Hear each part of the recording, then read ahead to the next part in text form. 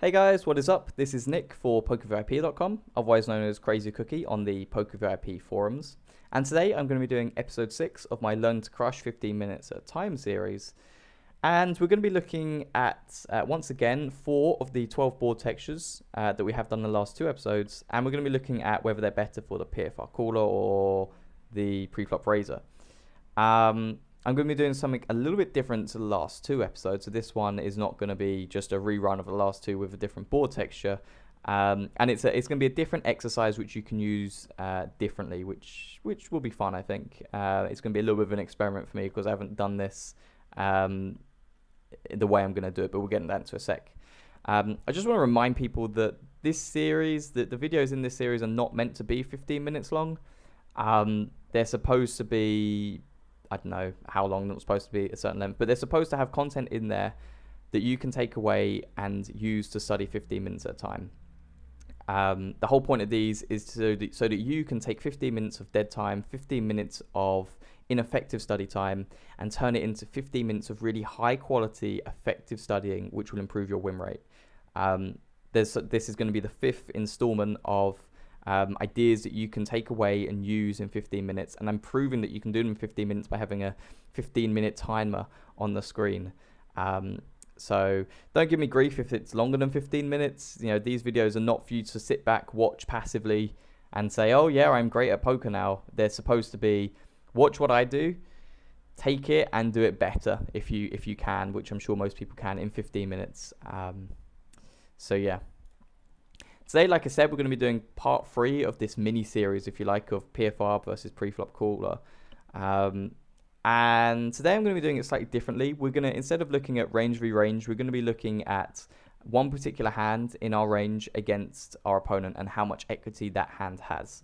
The reason that this is important is simply because in game, if you've got a hand like ace-queen on an ace-10 4 board, in a lot of instances, you're thinking, great, this is a strong hand. It's, you know, approaching the top of my range.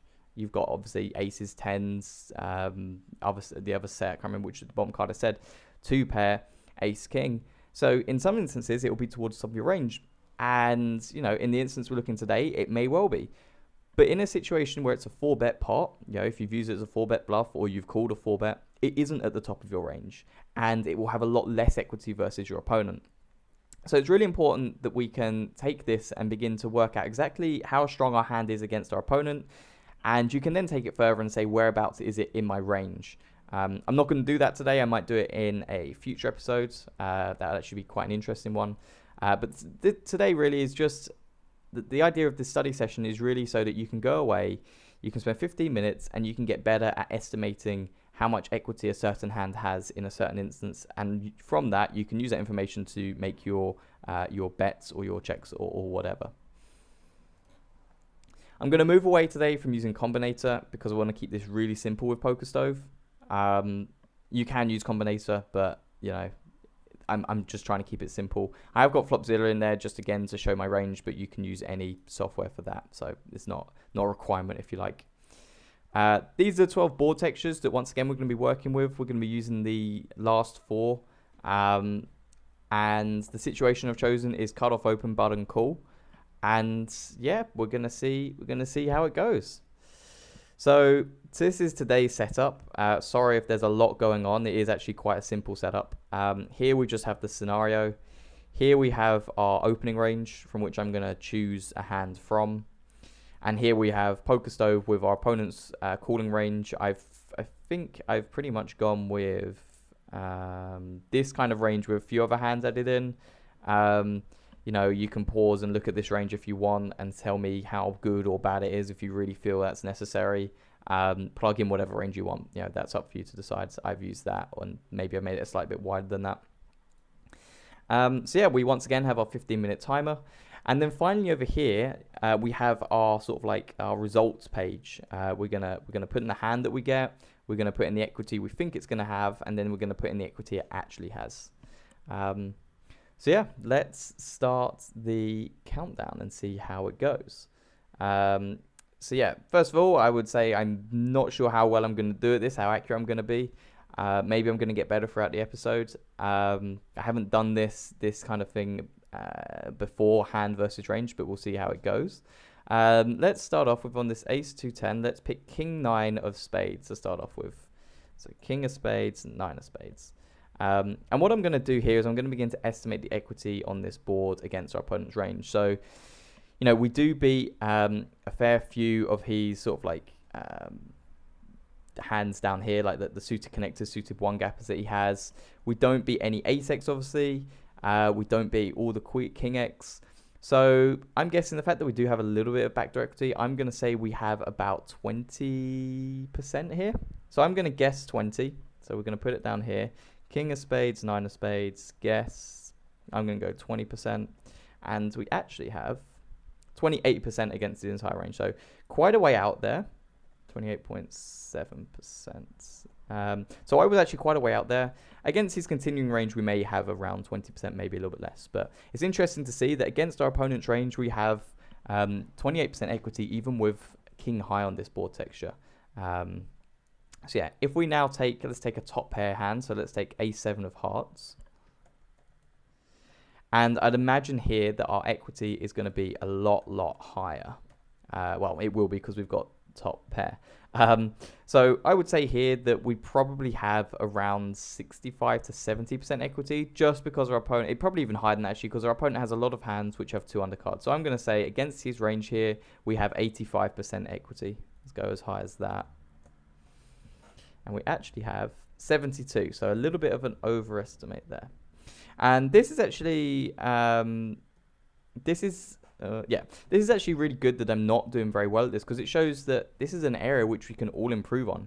I definitely could improve on it. Okay, let's take an offsuit hand now. Let's take queen 10 off. So, I don't know, queen of clubs, 10 of spades. And I'm thinking here that if the ace had 72% and the king high had 28%, this is going to fall somewhere in the middle of that, a little bit closer to 72. So we're probably going to be looking at around 55%, I'm going to say, 55% or so. So yeah, let's go with our guess of 55%. We may have a little bit more than that, but I'm going to say 55 for now. And we have 65. So again, a little bit out. The next hand I'm going to pick will be, let's take a pocket pair, because that will be quite interesting. Let's take pocket 8s. Here I think we're going to be probably, here I reckon we may actually be around 50%. So I'm going to go with 50% here. And we have 8 of diamonds, 8 of spades. And finally, I get a little bit closer, so 48%. So we can see how already I'm actually getting a little bit better at saying, well, estimating where I am against our opponent's range. The final hand I think I'll pick, just to get an idea of how kings is doing in this spot. I think that'll be really interesting. King of diamond, king of spades. So this is the sort of hand which, we all hate these kind of spots where we get dealt kings, we open, we get a call, and it's an ace high flop, and we're thinking, great, how are we going to get value out of this hand? But I reckon we actually have a decent amount of equity here, and I'm going to say as high as 60. I'm going to say 68%. Let's have a look. 65% again. So I went 68%. And we actually have 65%.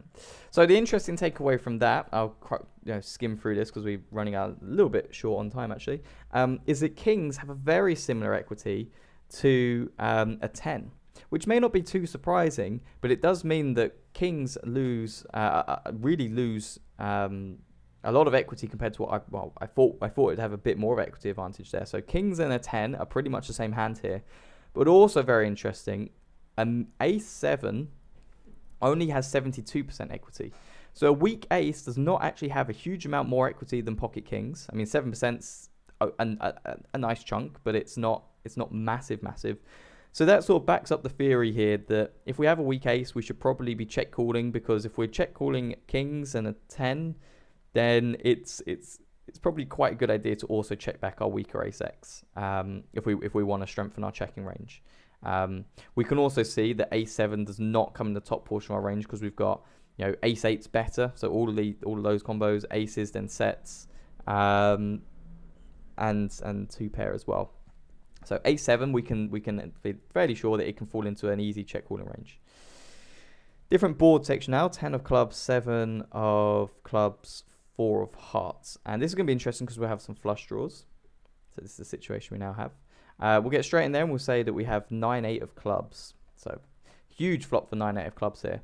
I would imagine that this hand has a pretty good amount of equity against our opponent's range. Even against the sets, it's not drawing dead. It's ahead of some of the weaker hands. It's not too far behind. It has about 60% equity against a hand like ace-queen. In fact, a little bit more than that, I think 65%. So I'm going to say here it probably has around 70% equity against our opponent's range. And we'll find out. So I'm going to say 70. And the actual is 62, so a little bit less. Next hand we'll take will be, let's take pocket aces here with the ace of clubs. And I think here that this is certainly a board texture that, although it looks a little bit scary for us, it's not too bad. I mean, he does have all the sets, which is a little bit annoying. He can also just have top pair, some other pocket pairs. So I still think we are a favorite with aces here, especially with the ace of clubs. I'm going to say probably around the similar sort of equity to 7 to 8, 9, maybe a little more than that. Maybe, yeah, a bit more than that. I'm going to say 70% equity here. And we'll find out. And it actually has a lot more. So that's an example there where a lot of people take this kind of board texture and are very scared of aces, where in actual fact, with the ace of clubs, we have 81% equity against our opponent's range, which is pretty cool. Obviously, you will, when you get called, that's going to change somewhat, but, you know, whatever. So let's now take Jack 10 off. So Jack of spades, 10 of hearts.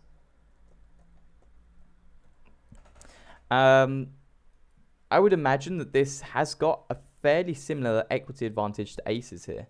Our opponent is not all of a sudden going to have a massive equity improvement against top pair. So I'm gonna be boring and say 70% again.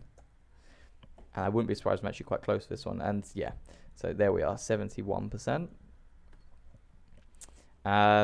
If we now take pocket fours, huge amount of equity here, I suppose.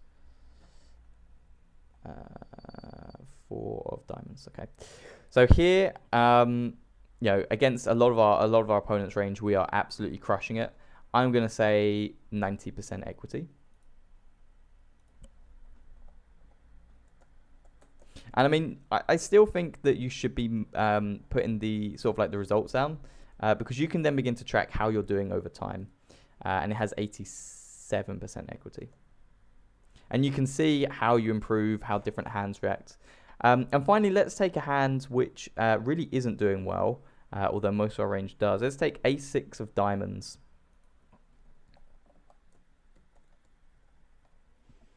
And put that in there.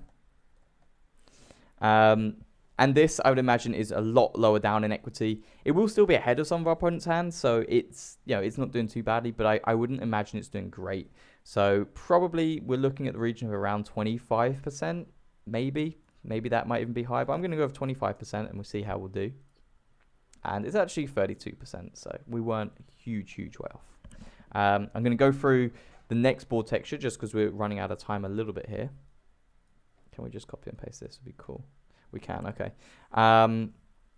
Let's take here a gut shot. So let's take Jack of clubs, 10 of clubs to have a gut shot and a backdoor flush draw. Here, we're obviously losing to villain's Queen X, but we do have a gut shot against that. We're beating some worse hands with no pair, so like you know, 9-7. 6-5 suited, those kind of hands. We're not doing too badly against a pocket pair. So I would say here, we're actually not doing too badly in terms of equity. I'm not sure if we're quite 50%, but I'm going to say 50% actually. So let's go with 50%. And what do we say? Jack 10 of clubs. And okay, yeah, so we don't have 50% equity there, simply put. That's because we're going to be losing to the ace highs. But it is interesting to see that we still have quite a lot of equity here with our gut shot. It'll be interesting to see how that changes when we get rid of the backdoor flush draw, if it does at all. And it only changed a few percent, so it doesn't really matter too much. I won't put that in there. If we now have a look at a hand like ace queen, this is, I think, is really important because, you know, we block some top pair combos. We also beat some top pair combos where aces, you know, they can have queen jack. So I think here we will have a huge advantage. Up here, when we had top pair, where we had aces, we had 81%. I think we're going to have a slightly higher percentage than that. So I'm going to say 85%. And we had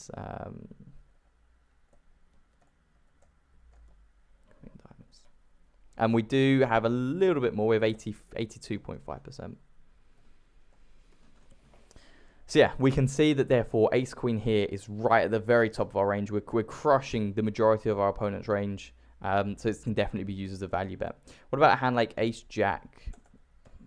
So we'll take this and we'll just turn it into a jack. It's going to be interesting because we will beat our opponent's worst ace-x. We do have some backdoors. We have overcards to pairs, and so I definitely think that this is going to be in the 60% region. Yeah, I'm going to say 62% and see where that comes out as.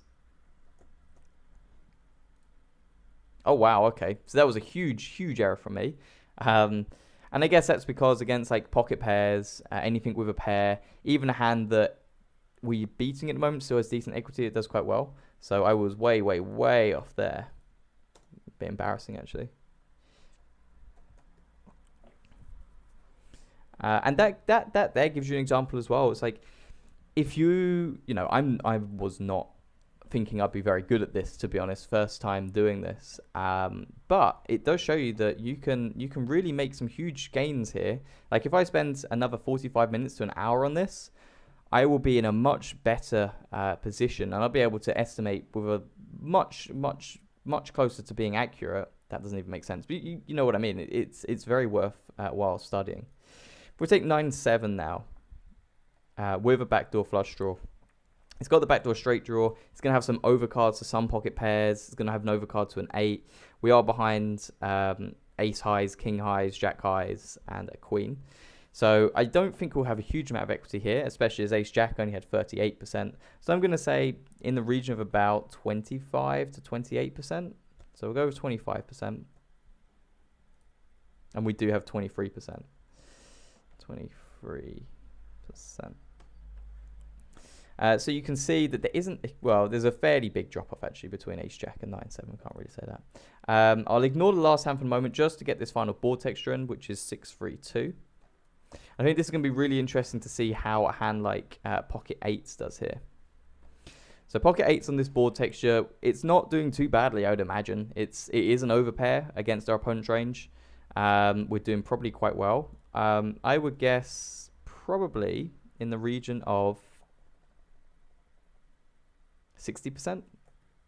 Maybe not, yeah, 60 to 55%, 60%. We'll go 60%. And we'll see how it does. 64%. So 65% pretty much. But it's not crushing our opponent's range. You know, an overpair on this board is not crushing our opponent's range. So it may not even be the easiest bet in the world, because if we get called, that equity can very quickly drop to below 50%, very quickly below 40%, I think. What about a nut flush draw? That's going to be interesting. And we'll take when we really crush it. And here I think against an overpair we have an equity advantage. So against two random cards in our opponent's range, we're really crushing here. So I'm going to say we actually have about 70% equity with this hand. And there we do. We have 69%. So that's fun. I'm going to stop the time because there's no point trying to get in one last hand, really. So yeah, we can see from this, first of all, that I need to improve on this and work on it myself, which I'm very happy to find that out. But also, how can we use this information? Because that's really important. And I think a big part is taking a hand, you know, if we look at this first board texture and looking at A7, a lot of people may begin saying, well, we've got top pair, bring this up so we can visualize a little bit easier. We have top pair, so it's an easy C bet. But as we can see, it's not, you know, it's got a decent amount of equity, but it doesn't have a huge amount more than Queen 10 or Pocket Kings. So if Queen 10 and Pocket Kings are in your very clear checking range out of position, which I think would be fine to check call them, I think that's probably the highest EV line, then to be honest, Ace7, I'm not sure why people would say it's a very clear bet. So it's little things like that that you begin to see, you begin to weigh up and you say, actually, or maybe Kings and the 10 could be in your value bet range. You know, there's that as well. I would strongly advise you do this, and then the next step would be to begin saying, right, okay, A7 here has this much equity. How much does Ace Jack have? So if you took the situation, we can do it now real quick actually, bit of extra. How much does Ace Jack have? How much more equity can you have? And you can see that there's a 7% increase. There's the same amount of equity increase between Ace7 and Ace Jack as there is between Queen 10 and Ace7. So that's your equity jump. And you can from that begin to say, okay, so how much equity do we want to have when we're betting out of position? You know, do we want to bet Ace 9 of spades? Has 74%. It might be that Ace 9 is the cutoff between a bet and a check. You know, there's a fairly big jump between Ace 7 and Ace Jack.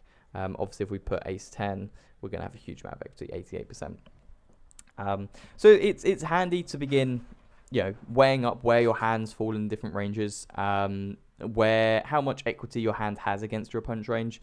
The next step I would do would be to say, okay, this is our opponent's range. What about his calling range? So you could plug in his calling range and work out how much equity each hand has against that. So you can then begin to say, okay, this is a hand where it has enough equity that we can double barrel it because on any turn, because it has enough equity that we only need our opponent to fold maybe 20-30% of the time, which they will. Or it might be a hand where you say, it probably has enough equity to c-bet the flop, but we're only going to continue on a, you know, if it was like a Ace7 of hearts, like, okay, I'm going to c-bet it because we get called by 10x, pocket pairs, some floats.